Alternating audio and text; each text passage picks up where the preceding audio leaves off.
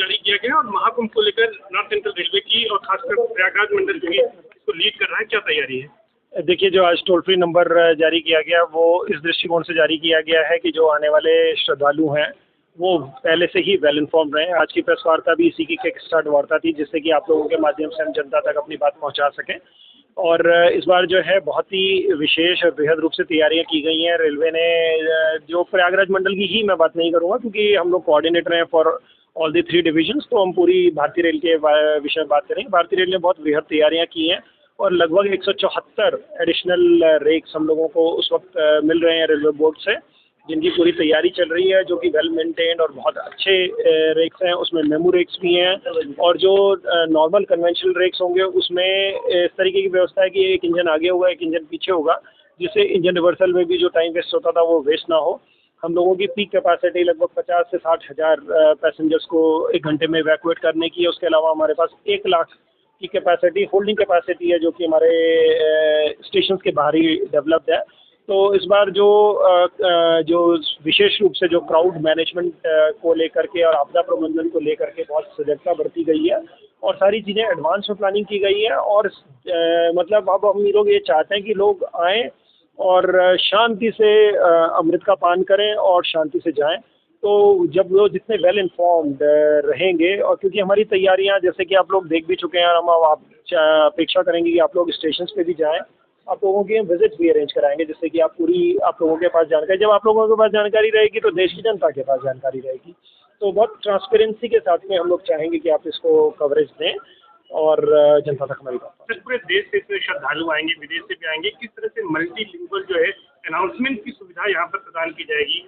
देखिए, ये इस बार जो अरेंजमेंट किए गए हैं वो सॉफ्टवेयर के माध्यम से हम लोग जो भी हमारा अनाउंसमेंट होगा वो यात्री आश्रयों में स्पेशली, और जो यात्रा के जो पैदल यात्रियों का पथ है और जो हमारे इंफॉर्मेशन के अलग अलग सेंटर्स बन रहे हैं या टिकट्स की जहाँ पे हम लोगों ने व्यवस्था की है, वहाँ पर उन सभी जगहों पर हम लोग मल्टीलिंगुअल अनाउंसमेंट्स होंगे। जो एक अनाउंसमेंट होगा जो लगभग 4-5 मिनट का अनाउंसमेंट है, तो वो अलग अलग भाषाओं में रिपीट होता चला जाएगा, क्योंकि अब ये पता करना कि कब तमिलियंस आ रहे हैं, कब तेलुगु भाई आ रहे हैं, कब राजस्थान के भाई आ रहे हैं, तो कब कन्नड़ भाई आ रहे हैं, तो कब नॉर्थ ईस्ट के भाई आए हैं, तो ये सब बड़ा मुश्किल है। तो इसलिए जो है जब अनाउंसमेंट चलेगा तो अलग अलग भाषाओं में चलता रहेगा। AI का क्या सपोर्ट होगा? देखिए, इसमें ये तो एक तो सॉफ्टवेयर से इसको यूज़ किया गया है।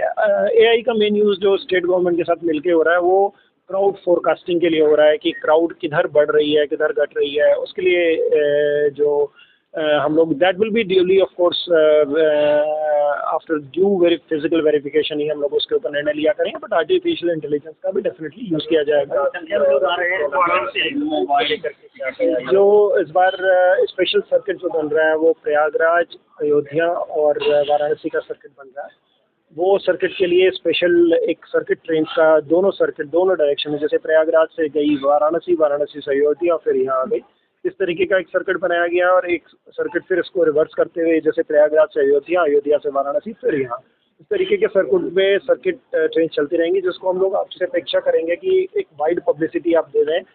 इनफैक्ट आपको और भी चीज़ बता दूं मैं कि जो इस बार हमने जो शॉर्ट डिस्टेंस ट्रेन है उसकी टाइम टेबलिंग भी पहले ही कर ली है। तो 50% ऑफ द ट्रेन लगभग जो शॉर्ट डिस्टेंस भी चलेंगी वो टाइम टेबल्ड है, तो यात्री को पहले से ही पता रहेगा। वैसे तो हम ये मान के चलेंगे कि D-1 से D+2 श्रद्धालु कभी भी आ जाए, उसको जिस डायरेक्शन के लिए हम लोगों ने कमिटमेंट किया है उस डायरेक्शन में उसको या तो आश्रय की जगह मिलेगी, आश्रय की जगह नहीं मिलेगी तो उसको इवैक्यूएशन की व्यवस्था होगी। टिकटिंग की व्यवस्था आप देखें, हमारी एक घंटे की कैपेसिटी 50 से 60 हज़ार है इवैक्यूएट करने की। हमने 80 हज़ार टिकट वितरण की व्यवस्था की है, जिसमें मोबाइल टिकट जो आदमी के पास जाके टिकट की व्यवस्था, जो हमारे जो वॉलंटियर्स हैं वो पूरे कुंभ क्षेत्र में फैले रहेंगे और हमारे यात्री आश्रयों में भी रहेंगे कि जो यह श्रद्धालु आ रहा है हम लोगों के पास में, हम उसको पहले ही टिकट दे दें। ताकि उसको टिकट हो, तो उसको जब वो टिकट देगा तो उसे बता भी देगा भाई मेरे को झांसी की तरफ जाना है, मेरा हरा रंग है या नीला रंग है या पीला रंग है। आपको श्रीमान जी केवल ये टिकट का आपका कलर रहा पीले रंग का, आपको पीले रंग के यात्री आश्रम जाना है, वहाँ जाएंगे तो आपको पीले रंग की पट्टियाँ मिलेंगी जो कि आपको आपके डेस्टिनेशन तक पहुँचा देंगे। It will be very seamless. हाँ, मतलब जैसे कहते हैं जब परमात्मा पे सच्ची श्रद्धा होती है ना, तो परमात्मा ही हमारा पालनहार बन जाता है, तो वो उस तरीके की व्यवस्था की। कितनी ट्रेनें कुंभ के दौरान चला? कुंभ के दौरान जो ट्रेनें हैं उसकी संख्या को यदि हम बांटे तो पहले देखें हम जो D-1 से D+2 के जो डेज होते हैं उसमें शॉर्ट डिस्टेंस ट्रेनें स्पेशल चलेंगी। जो नॉर्मल ट्रेनें चलती हैं वो चलती रहेंगी, उसके अलावा करीब 900 के करीब स्पेशल ट्रेनें उन दिनों में प्लान है। लेकिन आप इसको 900 तक वो मत रखिए, हमारी जो पीक कैपेसिटी है वो 50,000 के इवैक्यूएशन की, यदि हमें आवश्यकता पड़ेगी तो हमारे पास हमारी हैंडलिंग कैपेसिटी पीछे हमारे पास है। तो ये जो पीक कैपेसिटी पे जो हम वर्क करेंगे वो D-Day पे वर्क करेंगे। D-1 से D+2 तक संख्या घट बढ़ सकती है डिपेंडिंग अपॉन दी नीड। उस वक्त हमें कैसे चैलेंजेस आते हैं, हम हर चैलेंज के लिए तैयार हैं। अपनी जितनी कैपेसिटी है हम उस कैपेसिटी पे पूरे जी जान से दौड़ेंगे। That is what we can.